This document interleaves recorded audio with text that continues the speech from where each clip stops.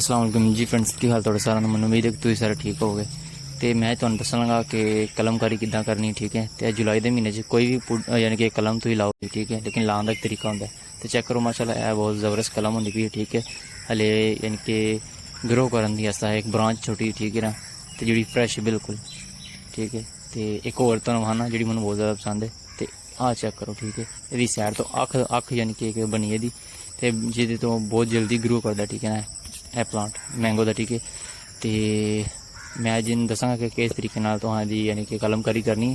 तो चेक करो इस तरह की कोई भी यानी कि एक छोटी चीज़ तो दरख्त के सेंटरल हिस्से अख निकलती है ना, वो हिस्से इस तरीके कट लो, ठीक है। तो चेक करो इस तरीके कटनी बिल्कुल ईजीली, ठीक है।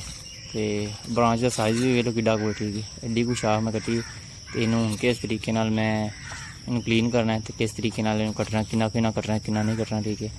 तो तुम फिर दसना तो बिल्कुल इस तरह की फ्रैश होनी चाहिए, ठीक है। थोड़ी साथ होनी चाहिए ताकि क्योंकि नरम होती है बिल्कुल ना, वो मुरझा के सुक जाती है। थोड़ी डाढ़ी ब्रांच होती है तो यह थोड़ा टाइम कट जाती है।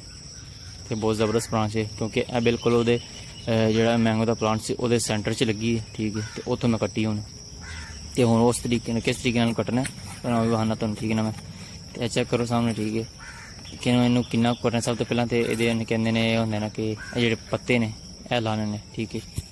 ये पत्ते किस तरीके लाने, ठीक है, गोल ना वेना है ना कि तुम गलत तरीके कटो तो यानी कि प्लांट फिर होंगे नहीं है, ठीक है। कई तरह क्योंकि छोटी तो छोटी एक होंगी ने टेक्निक अच्छे तरीके यूज़ करो तो फिर काम यानी कि अच्छे तरीके हो जाता है, ठीक है। कारण का पता होना चाहिए। तो चेक करो मैं किन्ने पत्ते लाना है, ठीक है।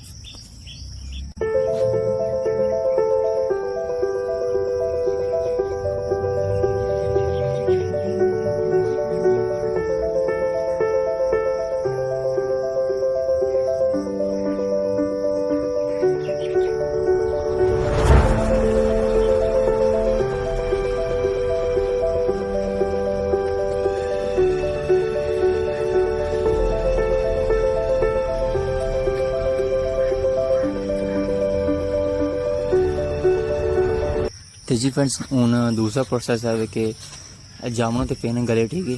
तो गले जामुनों चों कोई भी जामुन पढ़ लो, ठीक है, या फिर एलोवेरा पता है यानी कि कुआर के अंदर वो ले लो, ठीक है, चाहे गोया ला लो, ठीक है। इस तरह मेरे को यही मैसर सी तो मैं यही ला लिया था क्योंकि नज़दीक है।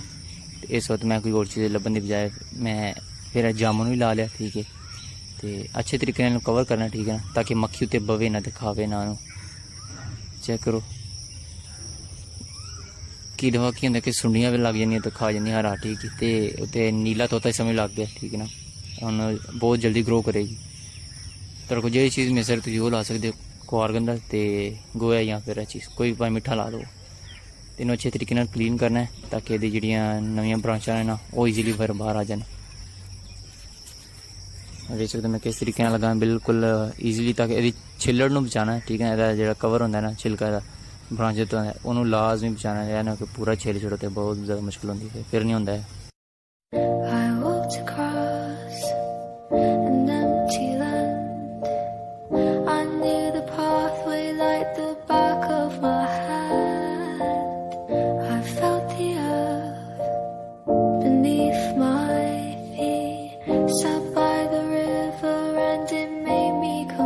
तो जी फ्रेंड्स मैं हूँ आ गया थले इतने मैं पहलों तो ही कुछ पट्ठे लाए हुए हैं, ठीक है ना, पट्ठियां की प्योन की हुई है ना अलग तो, ठीक है। तो चेक करो तो बिच प्लांट छोटे छोटे नज़र आते होंगे, ठीक है। मैं प्योन की सी नवी तो माशाल्लाह काफ़ी ज़्यादा इतने हो गए हैं, ठीक है। तो हूँ मैं ऐसी जगह लभन है कि जिते थोड़ी जी हबस हो यानी कि ह्यूमिडिटी नमी हो, तो जिते बहुत ईजीली फिर ग्रो कर जाते हैं, ठीक है ना। तो इतने भी नहीं बहुत मुश्किल क्योंकि इतने ज़्यादा हबस नहीं होनी है क्योंकि इतने पत्ते पेन पुराने तो पत्तियों च हबस उठती एकदम। लेकिन यह भी जगह सही नहीं है।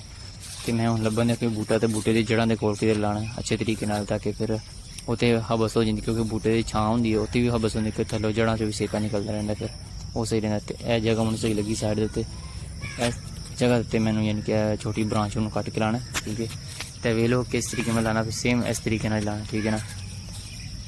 सारे ने अलग अलग तरीके होंगे लेकिन यह तरीका थोड़ा ईजी है तो इस वजह तो, ठीक है।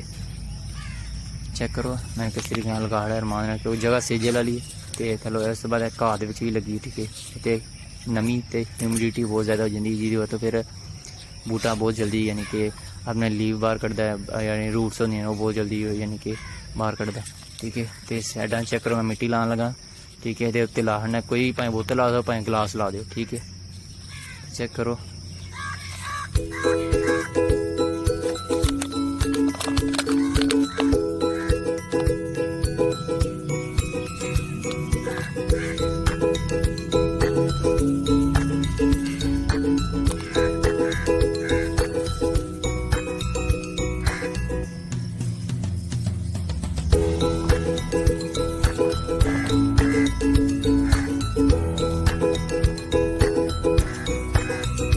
ਸੋ ਫਰੈਂਡਸ, ਮੈਨੂੰ ਉਮੀਦ ਹੈ ਕਿ ਤੁਹਾਨੂੰ ਵੀਡੀਓ ਬਹੁਤ ਹੀ ਜ਼ਿਆਦਾ ਪਸੰਦ ਆਈ ਹੋਏਗੀ। ਠੀਕ ਹੈ, ਤੇ ਇਸ ਵੀਡੀਓ ਦੇ ਨਾਲ ਦਿਓ ਇਜਾਜ਼ਤ। ਇਨਸ਼ਾਅੱਲਾ ਮਿਲਦੇ ਹਾਂ ਨੈਕਸਟ ਵਲੋਗ ਤੇ ਜਾਣ ਤੋਂ ਪਹਿਲਾਂ ਮੇਰੇ ਚੈਨਲ ਨੂੰ ਲਾਜ਼ਮੀ ਲਾਈਕ ਕਰੋ, ਕਮੈਂਟ ਕਰੋ ਤੇ ਸਬਸਕ੍ਰਾਈਬ ਕਰੋ।